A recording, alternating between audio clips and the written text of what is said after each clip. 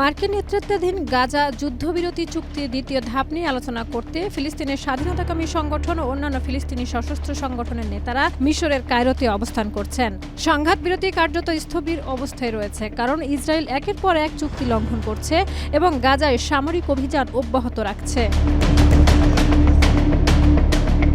আলোচনায় অগ্রাধিকার পাচ্ছে রাফাহ সীমান্ত পুনরায় খোলা, মিশরে আটকে থাকা ত্রাণ গাজায় প্রবেশ করানো এবং ইসরায়েলি সেনা প্রত্যাহার।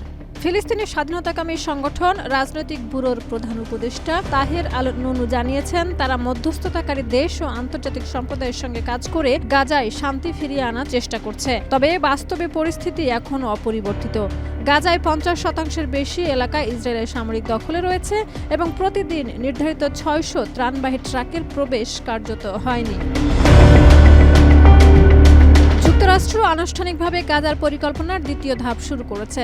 এই ধাপে একটি অন্তর্বর্তী টেকনোক্র্যাট ফিলিস্তিনি প্রশাসন গঠন করা হবে, পাশাপাশি গাজার পূর্ণ নিরস্ত্রীকরণ এবং পুনর্গঠন প্রক্রিয়া শুরু হবে। ট্রাম্পের বিশেষ দূত স্টিভ উইটকফ বলেন, লক্ষ্য হল ফিলিস্তিনের স্বাধীনতাকামী সংগঠনের বিকল্প এমন একটি শক্তি তৈরি করা যারা শান্তি চায়, তবে ইসরায়েলি সেনা প্রত্যাহার বা পর্যাপ্ত মানবিক সহায়তা প্রবেশের বিষয়ে কোনো স্পষ্ট ঘোষণা নেই।